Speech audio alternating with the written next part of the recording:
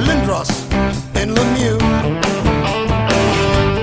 Pavel, Lafleur. Hello and welcome back to Nightcap. I'm Josh Rimer alongside Michelle Storino on Nextsportstar.com. Joining us right now on the line, legendary broadcaster and host of Larry King Now on Aura TV. Joining us on the phone, Larry King. Larry, thanks for taking the time to be with us. Happy to be with you guys. Larry, first off, as a hockey fan, what's your take on the NHL canceling the first 2 weeks of the NHL season today due to a labor dispute? Well, it's getting to be laughed at. I don't know what the problem is. There's two bright guys, Donald Fear and Gary Bettman, and they're arguing as a millionaire's arguing with billionaires. They got 57% last year, and they try to cut up to 47%. The players said they'd go to 51%. I don't understand it. I'm a union guy, so I generally support workers. I don't know how they're losing money since most seats are sold. It's all confusing to me, but that's the one sport that can't afford a work stoppage. We're going to shift gears a little bit to baseball now. I hear, obviously, today the biggest news was that Bobby Valentine, by no surprise, was fired by the Boston Red Sox. Just talk maybe a little bit about his firing and, his firing, I guess. It was just, Michelle, that was just a bad mix. I know Bobby very well, and I like him. I think he's a brilliant baseball mind. He's a great broadcaster. He's a great analyst. I thought he did a tremendous job early on with Texas and a great job with the Mets and a tremendous job in Japan with a team that wasn't that good that he took to win the championship there. It just was a bad mix. Things got off to a bad start with Youkilis and then injuries, and they were a devil-spoken team. I mean, they had a bad thing from the beginning. There was almost a black noose around their neck, and I think it was best that Bobby left. I think he could go back to ESPN in a second. He could also get a managerial job somewhere. Bobby he's a great manager and a great guy. I know he has some difficulty with players. He can be tough. He blasted his coaches. It just was a bad fit. The whole year in Boston was a mess. Well, that bad fit kind of led to the biggest trade in Red Sox history, the biggest one in the last 40 years. What did you think of that trade? I know you're a big fan of the Dodgers, so what did you think of that? I did a lot. Trade? They didn't get off to a good start. There wasn't a lot of chemistry, but when you look at that team next year, they're going to have Crawford in the outfield. By the way, I've talked to them, and they talk to Carl Crawford all the time. He can't wait to play here. This is a great place for Crawford. Boston is not the greatest place for the black athlete to begin with, and Crawford was not happy there at all. But he's a wonderful player and a Gold Glove left fielder. And with him and Kemp, they won't sign Victorino and Ethier.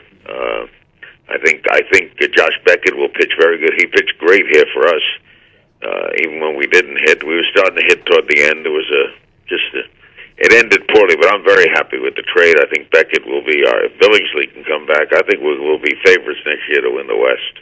Larry, it's been a great year for those who live in the Baltimore, D.C. area. You spent a lot of time there. With both of their baseball teams making the playoffs, how impressed were you with the way the Nationals and the Baltimore Orioles played this year? Well, I root for both of them. I lived in Washington for 20 years where I knew your dad, where I met your dad.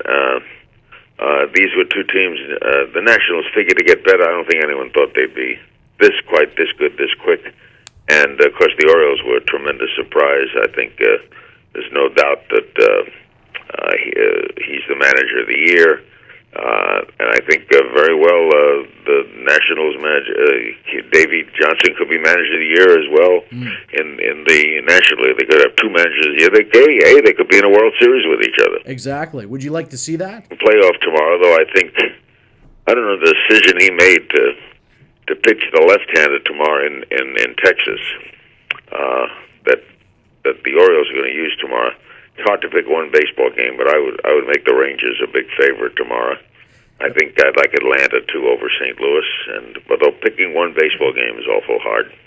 Who do you think is going to make it all the way, Larry? The big surprise over the year was the A's.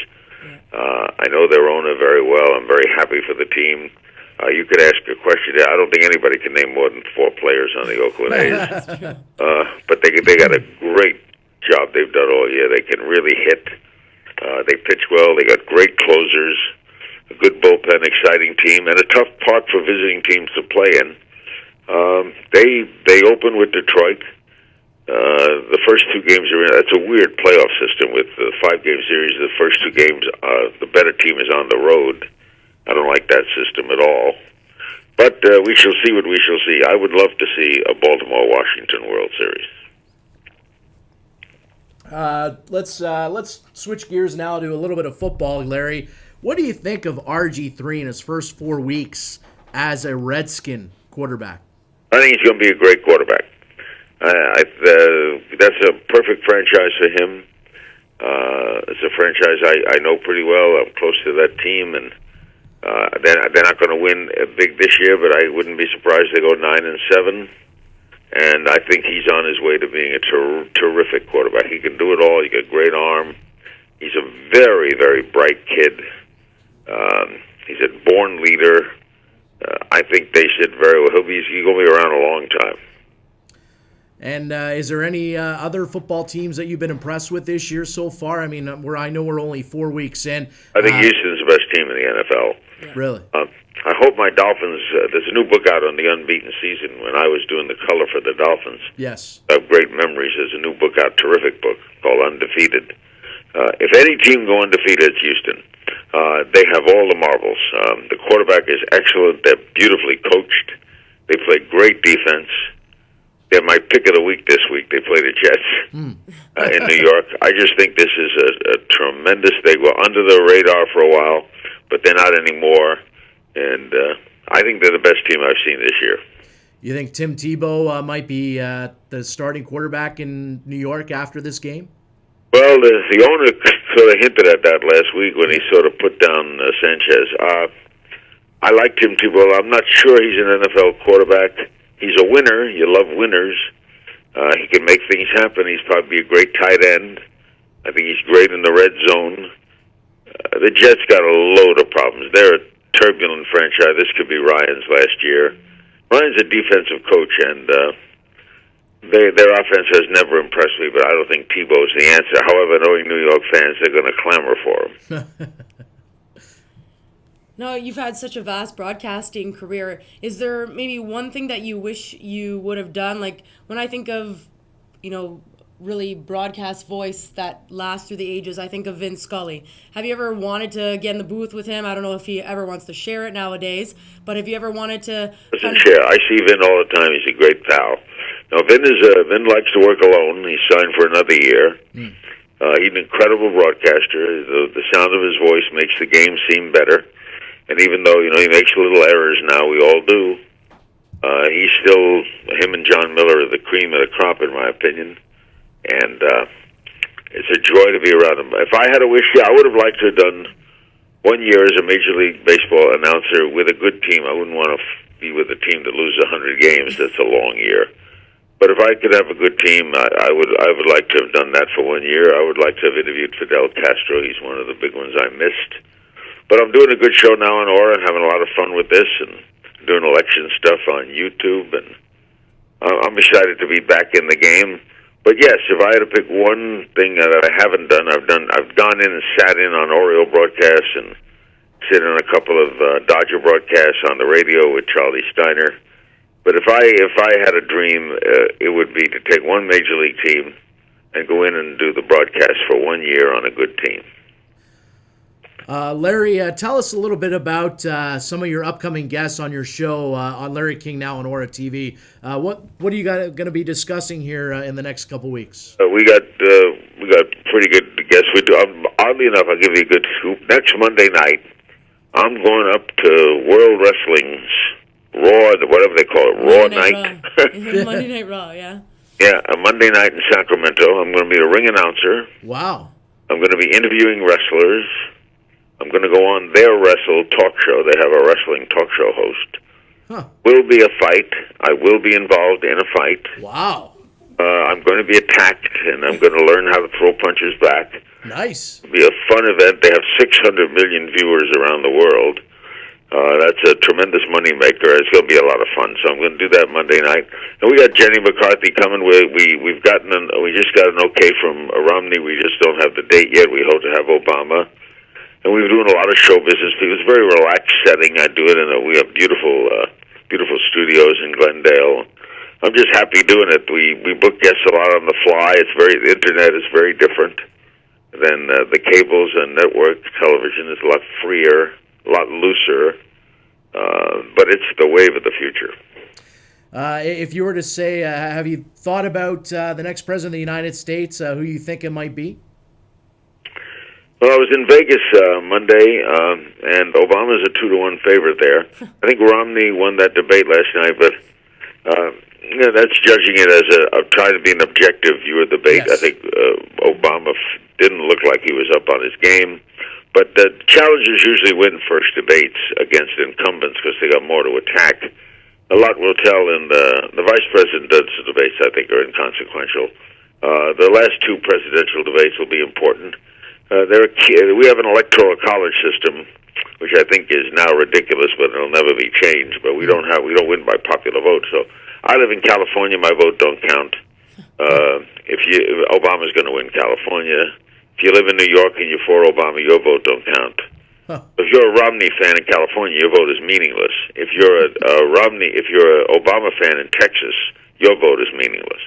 So the votes that count are Ohio, and Virginia, and Pennsylvania, and Florida, and North Carolina, and Nevada. And whoever wins 4 of those 7 will win it. Ohio is your key mark. You usually look at Ohio. I'd make Obama a shaky favorite, maybe 7-5. Well, Larry, always enjoy having you on the program. Thanks again for doing this. Again, everyone out there, make sure you tune in to Larry King Now on Aura TV. It's a great show. I watch it all the time. Larry, thanks guys. Thanks for doing this, buddy. Take care. Thank you. That was Larry King joining us on the show. Never short for words, that's for sure. You can just listen to him continue to talk. Yeah, and you know what? It's obviously with such a vast broadcasting career, you never really think that someone like him would actually have reservations about his own career and like, oh, I wish I could have interviewed this person. Like, he's interviewed practically everybody important on this planet through the last 50 years, but he does have some reservations and some woulda shouldas. So it's kind of neat to hear that kind of thing. And personally, I didn't know what a big sports fan he was. Yes, huge. And he knows his stuff too. yeah, extra thumbs up for Larry now that he likes sports this much and he knows that much about him. But one interesting thing that he did say was about Bobby Valentine possibly getting a job once again with ESPN. But actually, ESPN did come out with a statement today saying that they do not have interest in him joining the broadcast team again. They are happy with the current analysts that they do have. So he won't be joining ESPN. Yeah. Maybe he will get another job out there, though. Wow. Yeah. Interesting. Well, I really enjoyed. Personally, I was a wrestling fan 20 years ago, but I'm gonna have to be watching Monday Night. Well, it's funny because I was actually gonna ask him before he kept talking about Jenny McCarthy. I was gonna ask him, "Are you gonna be able to wear suspenders and a tie in those matches, or what?" I wonder what he's gonna be wearing. Definitely. Can you picture him in the little shorts and high boots? I don't know.